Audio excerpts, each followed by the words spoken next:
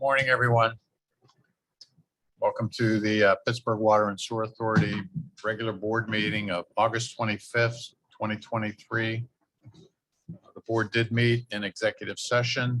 No discussion on resolutions. We did have some ethics training, which was very good. And we'll move into roll call, Deb. Ms. McCormick Bear. Here. Ms. Costello. Mr. Domar. Here. Ms. Lever. Here. Mr. Martin. Present. Dr. Morel. Mr. Shuley. Here. Ms. Strasburger. Here. We have 6 board members present. Very good. We have a quorum. We do have 4.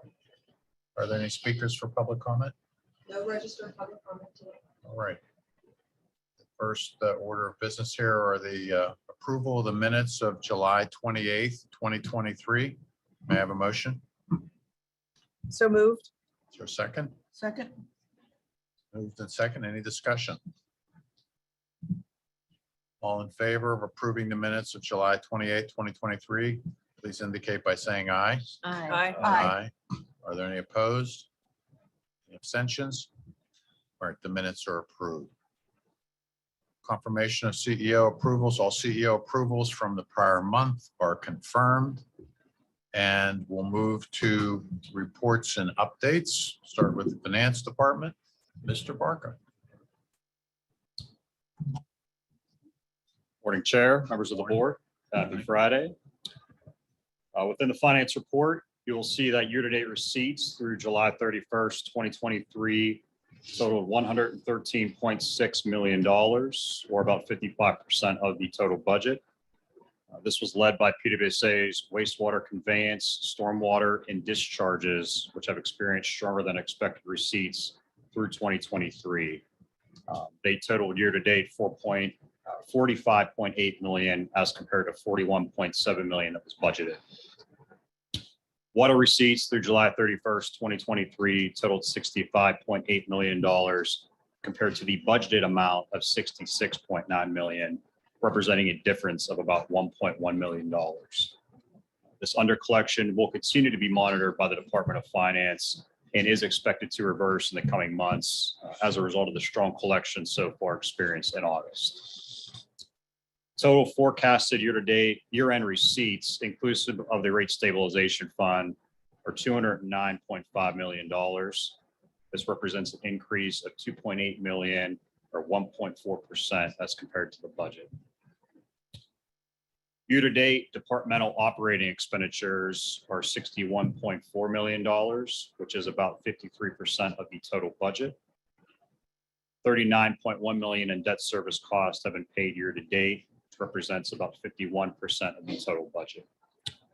Forecasted year-end debt service is projected to be $75.7 million, or about $834,000 lower than budget. So we'll have some savings there. PWSA's cash balance as of July 31st, 2023 was $90.1 million, which is an $8.4 million difference as compared to the prior year, difference on the higher end. So we have more cash than we had this time last year. Last, I want to note that I was proud to represent PWSA at the Water Finance Conference in Cleveland, Ohio earlier this month. I was part of a forum that discussed the financial impact of the lead and copper rule and the replacement of lead service lines. It was clear through those discussions and questions from the audience that the PWSA's lead service line program is far advanced compared to its peers. Really, this is just yet another example of PWSA receiving national recognition for the work that we've done to remediate lead in our distribution system. This is directly attributable to the leadership of the board, but also, really the day-to-day staff and what they do to help remediate and replace lead service lines on a daily basis to really continue that program. This time, I'll turn it back over to the board to answer any questions that you may have. Thank you. Okay. Any questions or comments for Mr. Barca? I would just say it's great to get positive recognition, especially in Cleveland. Yep. We're better than Cleveland on the LSR program. That was for sure. I made that known too. So. Let's amalgamation of utilities were there? Was it a mix of big ones, small ones? Mostly regional, so that Great Lakes Water Authority, Detroit Water, Cleveland Water was there. Northeast Ohio Sewer District was there. So you had kind of that regional presence, but there was also a few utilities from the south, Georgia, Texas. I believe there was one from California. So there was an array of utilities, mostly regional, but you had a nice mix of some others as well. I know about a phosphate washing into the West Basin. Was there any chit chat about that? There was a number of different topics. That was one that I sat, listened to, and I thought was interesting. But you talked about that, lead service line replacements, the upcoming changes to the lead and copper rule, which was what we talked about a little bit. And external funding was a big driver with the infrastructure bill and whatnot. So again, a lot of relevant topics to things that we deal with every day, which was good to hear. Was there also discussion of PFAS? Yes. Yeah, Great Lakes Water Authority did a good job kind of giving their perspective on PFAS, just given their large customer base and really how they manage that. I'm not going to pretend I know the technical engineering side of that, but it was good to hear kind of their perspective of it, give some background, educational for me really to understand the impact it has on our water supply. But also they did talk about, I guess, funding that they're receiving through the state and other sources to help remediate that issue on their end. Any other questions or comments? Thanks, Ed. Yep, thank you. Next is the engineering department, Mr. King. Good morning, members of our board. I will begin with a brief update on our drinking water program. Lead service lines continue to be replaced throughout the city under our active small diameter water main replacement and the lead service line replacement programs, with a total of 10,329 public and 7,234 private side lead service lines replaced through August 23rd. Progress continues on the design and construction efforts of the water reliability plan. Forgive me. Construction progress continues on Rising Main 4 rehabilitation and replacement project, as well as the Highland Reservoir Supply and Rising Main project in Highland Park.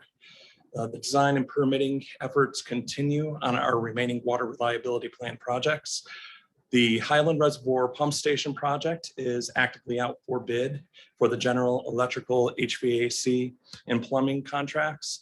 An addendum was issued on Wednesday, honoring a request by several of the bidders to extend the bid receipt date, which has been extended by 19 days, making the bids due for all 4 contracts at 2 p.m. on September 19th. Remaining, the contract has 25 more days remaining open for additional bidders to express interests. We still anticipate bringing the award recommendation before the board during our October meeting. As for other procurement activities, note that the professional services contract for the construction management and construction inspection services for the Highland Reservoir Pump Station is also out now at this time, where those bids will be due on September 21st. Bids for the professional services contract for CMCI for the 2023 neighborhood lead service line contract 2 are also out and will be due Tuesday, September 5th. Bids for the 2021 large diameter sewer rehabilitation projects are due on September 7th. And bids for the 2023 small diameter rehabilitation, 3 separate contracts, 1, 2, and 3, respectively due on Tuesday, Wednesday, and Thursday, September 12th, 13th, and 14th. So thanks to procurement for the increased surge in amount of contracts going out. Subsequently, will be an increased surge of resolutions coming to the board for approval in the near term. So with respect to our sewers program, construction has started on 2 critical sewer projects in our system, including the 2020 sewers under structures contract, where we're addressing the 28th Street Bridge in Polish Hill at the 28th Street site in Polish Hill. In the neighborhood between Brewerton Street and Port Authority Busway. We're replacing over 144 feet of 18-inch sewer and 145 feet of 18-inch pipe as well as the 2023 sewer reconstruction project, which is addressing the relay of over 1,300 linear feet, including 1,100 feet of 30-inch reinforced concrete pipe on Rowan Street. Finally, I'd like to mention several opportunities the PWSA team has in September to educate and speak on behalf of our efforts within the organization of PWSA. I'm kind of taking it out of sequence, informing now, because I know there are a lot of parties that may be listening that would have interest in attending these. So I figure I'd do it on the flip side of in advance. So in September, Tony Igwe will be conducting a continuing education session titled An Approach to Comprehensive Stormwater Management for PWSA on September 14th at 12 p.m. This is a public education event that is sponsored by the ESWP and can be accessed through their site. Tony will be summarizing our PWSA water management studies, our stormwater strategic plan, and all efforts within our stormwater program. So far, we have over 60 people who have registered. It will be a webinar, so you can do it online. In addition, flip the page. Several PWSA staff members from engineering, construction, and operations will be attending the American Water Works Association, AWWA, infrastructure conference and exposition held on between September 10th and 13th in Philadelphia. I'm proud to announce that PWSA's project teams will be conducting 4 separate educational sessions during that conference. On Tuesday, the 12th, Darby Neidig will be presenting on the lead service line replacement construction pitfalls and lessons learned. And Dan Clary will be presenting the attention grabbing title of Encounters Along PWSA's Pipeline Renewal Journeys, Steel, Construction, Pandas, Rhinos, and Laminates. Rolls off the tongue. Speaking about our Rising Main 3 and 4, there's definite interest in just the title alone. And on September 13th, Wednesday, Dan Cleary and our consultant Pure Technologies will present on Why Experience Matters, the journey of assessing century-old pipeline assets. We have used Pure Technologies in all the evaluations of our large diameter pipes, and so that will be an interesting session. And then finally, operations, Jeff Turco, Sarah Bolenbaugh, and myself will be presenting a session on maintaining service while rehabilitating a 125 million gallon treated water reservoir. Finally, on September 12th in Harrisburg, I'll be presenting, representing PWSA at the Pennsylvania American Council of Engineering Companies, the ACEC, Fall Infrastructure Conference. I'll be participating in a moderated resiliency panel along with PennDOT and PA American Water. I'll have the opportunity to speak on our capital improvement program to start off with, and then I'll get into a panelist speaking on the subject of resiliency as it relates to PWSA. This concludes my engineering and construction August report. I'll turn it back over to the board for any questions. Any questions or comments for Barry? You're gonna get to visit Philly Water Works. That is on the list. So, Well, I did register for Tony's presentation, so looking forward to that. Very happy about the other presentations. We were talking earlier at the executive session about having our story out there, our story told a little bit. And so this is another opportunity for PWSA acknowledgement of the work that's being done. So very good. Jim, sorry. No, I was just congratulating on the same idea, the involvement and the public facing part and presenting at all these forums. It's extremely important for what we are to be able to do that. So congratulations to you. And we may have an abstract for you. If we think through it, we'll talk to Will about absolutely. maybe telling our story at one of these national conferences. So, We'll try to, I was just gonna say, we'll try to replicate a headline that's as grabby as Dan's. Yeah. We'll get Dan. Will it be like the newspaper? Somebody else will do the headline, someone will write the story. I think it's great that you identified, your staff, everybody's identified as educating other parties across the state and the country. That's a very good label to have. Any other questions or comments for Barry? Thanks, Barry. Thank you. Next, we have Chief Environmental Compliance and Ethics Officer Report, Mr. Sideri. Right. Good morning, everyone. So a little bit of the report today. We did some training already with the board this morning, but I wanted to recap some of that training in a little bit of a refresher. And primarily that is we're getting close to an important deadline that we have in terms of some of our agreements. So under the terms of our 2021 agreement with the Department of Justice, we have an obligation to expand all of our environmental compliance and ethics programs to all of our PWSA facilities by September 14th of this year. So in a couple of weeks from now. So as a reminder, our environmental compliance and ethics program works in 3 ways to help prevent improper activities. We want to create a culture of environmental compliance and ethics within our staff. We want to make sure that we're detecting non-compliant activities at an early stage. And we want to make sure that we have methods in place to allow for a swift response to identify those issues.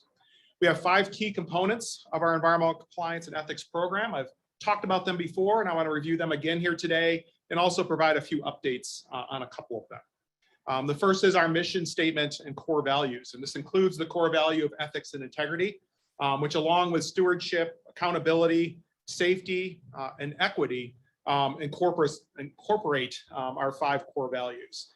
That renewed mission, vision, and values, as a reminder, was announced last year, so March of 2022, and that does apply to all of our PWSA staff and facilities.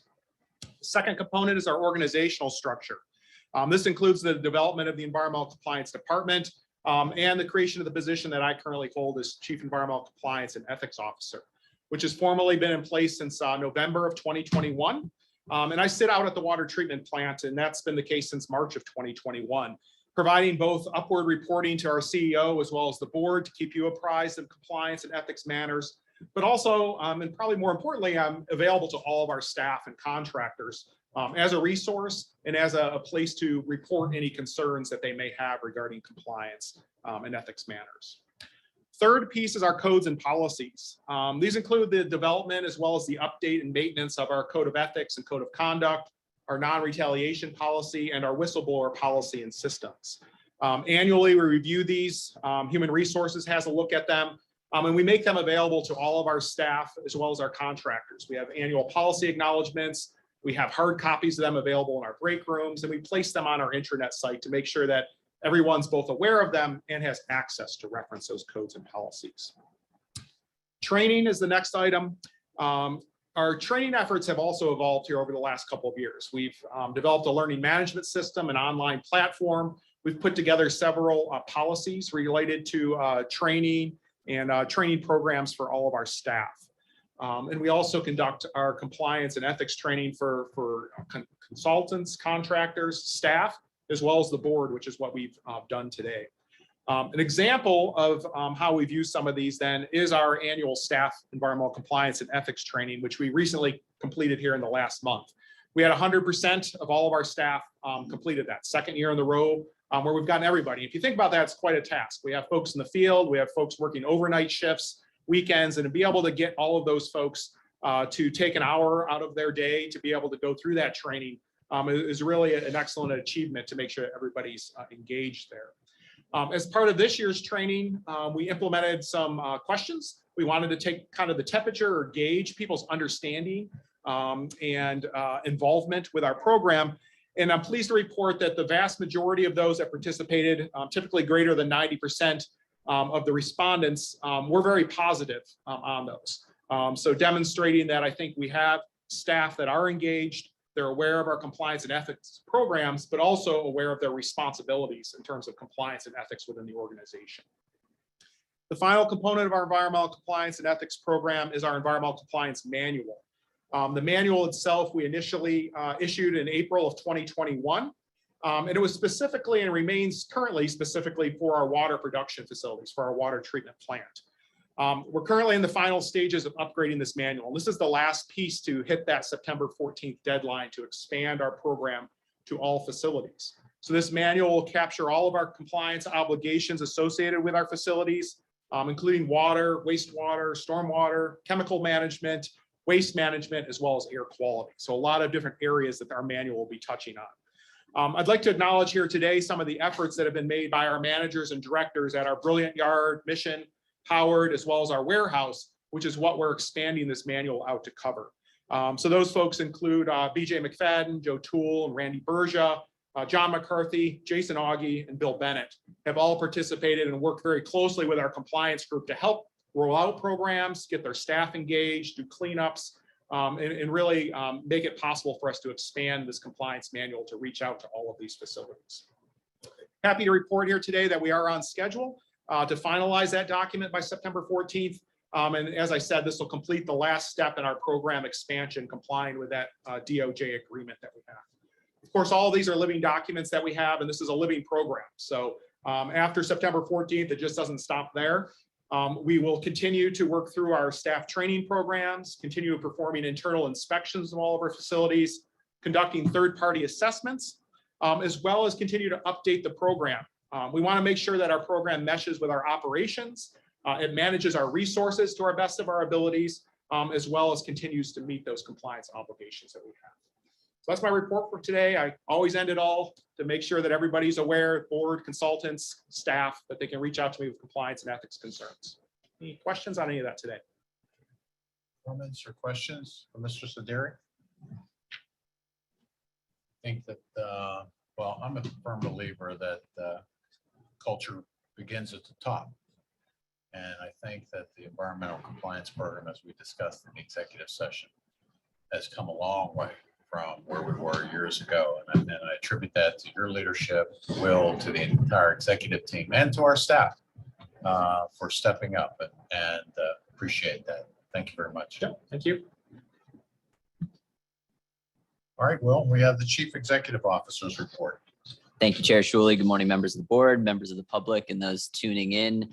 To echo your remarks, Alex, it's really been a fantastic, positive journey to develop our compliance program. And I've been happy to join Frank at most of those field site visits, and the individuals that he mentioned certainly are partners in our expansion of the compliance manual. So happy to be along for the ride. Frank obviously doing a lot of the work.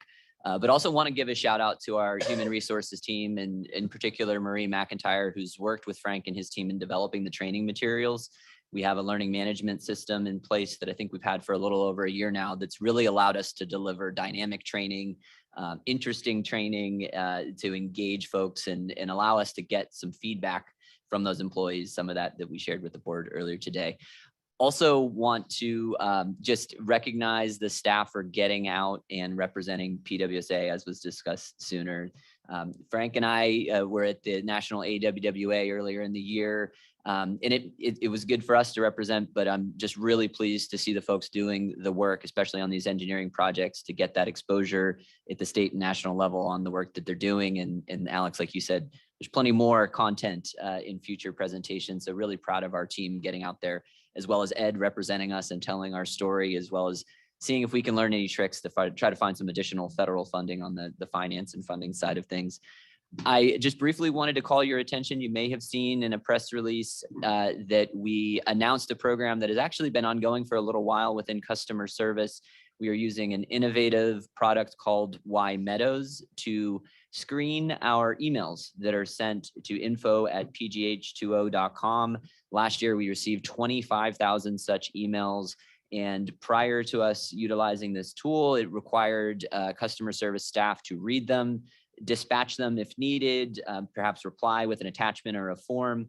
Through using this machine learning technology, about 50% of those emails can receive an immediate response, which is then freeing up our customer service staff to perform higher value tasks. Certainly more that they can do. This is not a staff reduction effort, but we really thought this was a neat way that PWSA is just looking for every opportunity to innovate in all that we're doing, not just environmental compliance, not just engineering and finance, but customer service as well. So I wanted to give kudos to Julie Meckling and her team for identifying this technology, implementing it, and we've received a lot of feedback from other utilities who are interested in using it. There's a lot of buzz about machine learning, and this is, I thought, a unique application of that.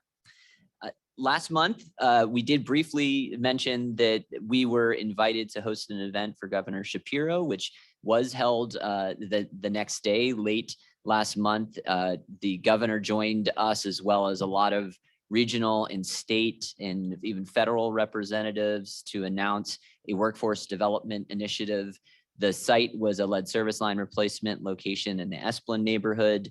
And PWSA, myself, I was given the opportunity to speak and used it as an opportunity to tell our story and what we're doing, not just with lead service line replacement, but to a topic that we were also discussing this morning is our overall economic development presence. And it plays into effect with workforce development, with job creation, economic activity. And prior to the remarks, I had our team go back and run an analysis. And we spent approximately $127 million on construction projects last year. And the analysis shows that that creates in sum about 1,100 new jobs. So this is something that we don't talk about probably as frequently as we could or should. And it's a message that we want to get out there, that we're not only protecting public health, we're not only focused on the environment and our customers, but we're also using those dollars to make a difference in our community through workforce development and job creation. So it's a neat opportunity to be joined with the governor. Shortly thereafter, we were invited through a Partner for Work in the mayor's office to join in a discussion with President Biden's infrastructure senior advisor and infrastructure coordinator, Mitch Landrieu, the former mayor of New Orleans. And the discussion was again about how we can use infrastructure dollars to benefit our communities, and especially with a focus on workforce development. So I was really honored to represent PWSA in that room of a lot of varied partners. So I think the word is getting out there that we are a player in these fields, and we're going to continue the conversation with those groups to really extract as much potential value from the infrastructure dollars that are flowing to the state and to PWSA, with the thanks of Ed and Barry and the whole team to try to get those federal dollars into PWSA. So with that, I'll conclude my remarks and always happy to answer any questions anyone has. Very cool. Thanks, Will. Any comments or questions for Will? All right, we'll move to resolutions, and we only have two. But maybe that's good, because Barry's voice may not hang out there for more than. It's been one of those days. All right, Barry. Resolution number 48. Resolution 48 is a request for the board's approval of a change order of an operating contract for construction of the 2023 surface restoration project to Mealy Mealy and Sons Incorporated in the amount of $3 million. Just for review, this is an indefinite delivery, indefinite quantity IDIQ contract that addresses the necessary surface restoration for sites completed by PWSA operations. I want to make sure it's clear that this doesn't involve projects under the capital program. This contract involves all of our milling, asphalt, pavement, placement, and brick, landscaping, and concrete restoration across PWSA service areas. The basis for this change order was to address the restoration needed for the remaining number of sites that will be generated up through 2023 and anticipated to extend up through the remainder of the contract, April 2nd, 2024. Based on projections, this change order would result in the completion of 200 additional sites during this time frame. Staff recommends that the board award this change order. Thank you. May I have a motion? Motion to approve. Thank you. Is there a second? Second. Moved and seconded. Any discussion? I'm sure those 200 other homes will be very happy to know that their sidewalks and driveways and whatever else has been torn up due to our work will be taken care of in this upcoming calendar year and into the early spring. So very good. All those in favor of resolution number 48, please indicate by saying aye. Aye. Are there any opposed? Any abstentions? Resolution number 48 is approved. Resolution number 49. Resolution 49 is a request for the board's approval to enter into a cost share agreement with the City of Pittsburgh Department of Mobility and Infrastructure, otherwise known as DOMI, for their federally funded Sullivan Avenue project and authorizing the Chief Executive Officer to sign on behalf of the PWSA. The scope of work for DOMI's project necessitates the adjustment of PWSA's valve boxes, curb lines, service line curb boxes, manhole frames and covers, and catch basins. As DOMI's project is federally funded, where the funding will pass through PennDOT, for this work, there is a requirement for DOMI to execute agreements with all the utilities whose infrastructure is in conflict with the improvements that are being funded federally.